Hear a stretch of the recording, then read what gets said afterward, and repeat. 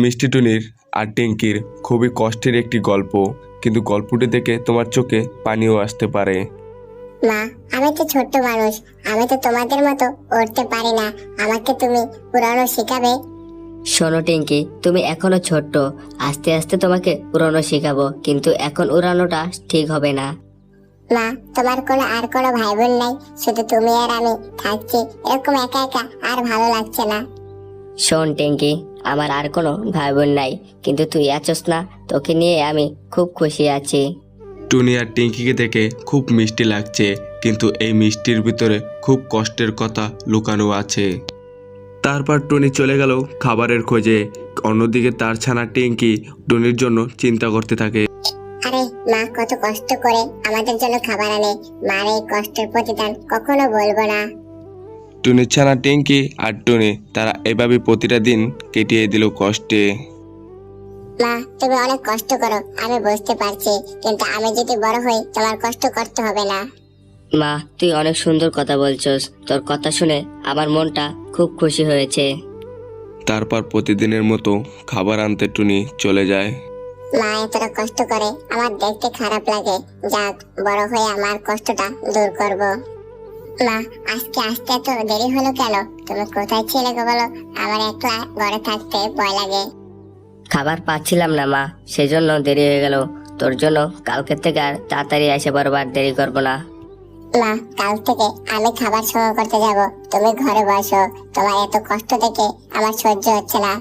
টিঙ্কির এমন কথা শুনে টুনি খুব খুশি হয়, কিন্তু টুনি কখনো টিঙ্কিকে খাবার আনতে দেবে না। দেখ মা, তোর খাবার আনতে হবে না, আমি আছি যতদিন অতদিন তোকে আমি খাবার এনে দেব। মা, এভাবে তুমি আর কত কষ্ট করবে? আমি তো বড় হয়েছি, এবার তুমি ঘরে বসো, আমি খাবার আনি। কিন্তু টুনি টিঙ্কিকে খাবার আনতে পাঠায় নাই, টুনি নিজেই খাবার আনতে গিয়েছে।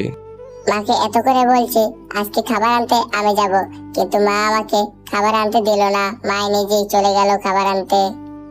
মা টিঙ্কি, আমার শরীরটা ভালো লাগছে না, মনে হয় আমি বেশি দিন আর বাঁচবো না।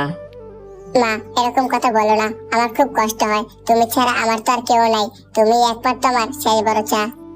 তার কিছুক্ষণ পরই টুনি মারা যায় এখানে, আর টুনির ছানা টিঙ্কি কান্না করে বলে, মা, তুমি আমাকে দিয়ে কেন চলে গেলে? আমি তোমাকে মনে হয় খুব কষ্ট দিয়েছি মা। টুনি, কষ্ট পেও না, তোমার মা মারা গেছে তাতে কি হয়েছে, আমি তো তোমার সাথে আছি। শিয়াল ভাই, তুমি কেমন করে কথা বলছো? মা মারা গেছে কষ্ট পেতাম না, এটা কোনো কথা বললে তুমি? শোনো মা টিঙ্কি, আমি তোমার মা বলছি, এরকম মিথ্যা আশ্বাস সবাই দেবে, কিন্তু বিপদে পড়লে কেউ থাকবে না। মা, তুমি আমাকে ছেড়ে কেন চলে গেল? আমি কি দোষ করেছি তোমার বলো দেখি? তোমাকে অনেক কষ্ট দিয়েছি। যে আমাদেরকে সৃষ্টি করেছে সেই আবার এক এক করে সবাইকে পৃথিবীর থেকে নিয়ে যাবে। মা, তোর কোনো দোষ নেই, যেদিন আল্লাহর হুকুম পড়ে যাবে সেদিন আমাদেরকে কেউ বাঁচাতে পারবে না। মা, তোমার সব কথা আমি বুঝতে পেরেছি, কিন্তু তুমি আমাকে এভাবে রেখে চলে যাবে আমি কখনো ভাবতে পারি নাই। প্রত্যেকটা মায়ের ইচ্ছা থাকে নিজের সন্তানকে ভালো করার, কিন্তু আমরা নিজের দোষী খারাপ হয়ে যাই, কিন্তু সেটার পিছনে কোনো বাবা মার কারণ থাকে না। কিন্তু বাবা মা আমাদেরকে শাসন করে ভালোর জন্য, কিন্তু সেটা আমরা ভুলভাবে ফালিয়ে দেই। বন্ধুরা, এরকম কষ্টের গল্প শুনতে তোমার কেমন লাগছে কমেন্ট বক্সে বলে যাও, লাইক আর সাবস্ক্রাইব করে দিও।